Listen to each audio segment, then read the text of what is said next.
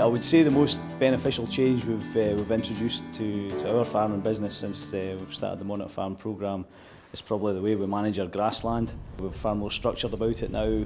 I suppose in particular the way we've paddock grazed fed grass through the winter. It's resulted in quite a lot of benefits, not only to cost saving measures, it's also helped the livestock and probably the potential we have to carry more livestock on our farm throughout the year as well. We've been blown away with how good our community group's been. We've got a really diverse group who have really bought into the whole project. We're delighted that we've managed to sustain really good numbers coming to the meetings right the way through. You come away at the end of the day, each Monitor Farm meeting, feeling inspired and happy with the way things are going. It's awfully easy in the line of work that we're in to get down and having the community group come together and talking gives you a bit of a confidence boost. And it's also pushed us out of our comfort zone and pushed us into making changes probably 5 or 10 years before we would have done it otherwise. So it's put our business a great deal more in front than it would have been. We've identified a big fertility problem in the cow herd. We're dealing with that now. On the sheep side, we've doubled sheep numbers. We've set up a rotational grazing system, which is working well now, I think. We've a real mix of old and young, male and female farmers, farm managers, other industries really, and they give us a good lot of support and they're there for us, behind us. They come along to the meetings and then after the meetings we get a lot of benefit from them as well. So. I'm most pleased with the grass because it's grown sharper in the spring and we're looking after it better with the grazing policies and it's lasting. It seems to be lasting longer, so we're getting more value for money. It's a confidence thing for me. We had a chance of more ground last October, November, and I marched into the office and did my interview for the ground and it didn't bother me at all. So that would have been a big deal before the Monitor Farm. So we secured the ground and big part to the Monitor Farm experience. Our community group are a vibrant bunch of guys who come to our meetings and are speaking out and not shy to say their feelings, which is fun and frustrating, to be honest, but mostly fun. Very much enjoying being part of the Monitor Farm. It's been great to see the younger generation coming along, and we've had quite a good turnout of younger farmers coming along to meetings. Yeah, I would say we're definitely more open-minded than we were a year and a half ago. I think the most rewarding thing is when you see some of the community group going home and doing trials in their own farms, and that's been sort of a big reward for myself. Unexpected sort of trial to come out was we quite simply did as we were told and buried the underpants.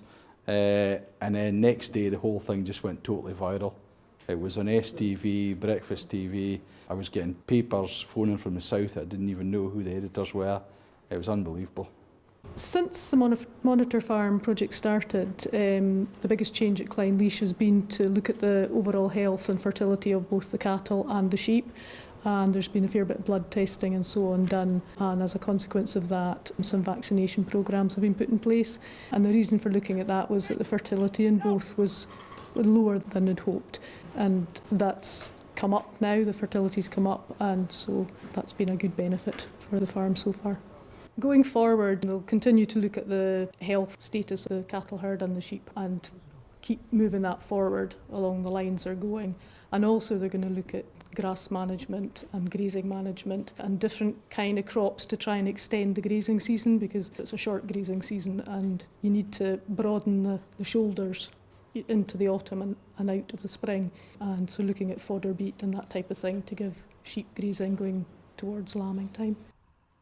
So our hopes for next year are to really increase our stock numbers and improve our daily live weight gains in our cattle, with it both on grass and in the sheds, and utilise our assets like our good sheds and our machinery.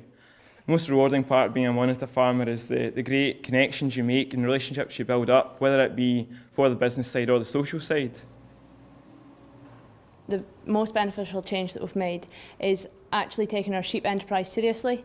Before then we just had sheep because it was convenient to put them on the aisle, and now we've actually looked at that enterprise and realised that it can make us money.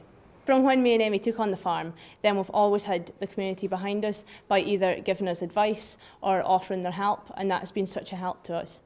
Being part of the project has been really, really rewarding. For me, I'm a teacher by trade, I have no kind of background in going to college or anything, so getting free knowledge, basically, from experts and neighbours. It's been so helpful in our kind of like learning journey of becoming farmers. Well, our Lothian project is slightly different because we are two separate businesses working on a combined project. But I think the most beneficial change that both businesses have seen is an in-depth analysis of our physical and economic performance. And then beyond that, we've been looking very closely at how we better collaborate. We've already done some collaboration in the past on a very ad hoc basis, but we're now looking to formalise that and see how we can gain benefit from that. It's extremely nerve-wracking. It's a bit like opening your soul to the world a little bit, but the support we've had from them, even when things haven't been quite what they expected, has been quite rewarding.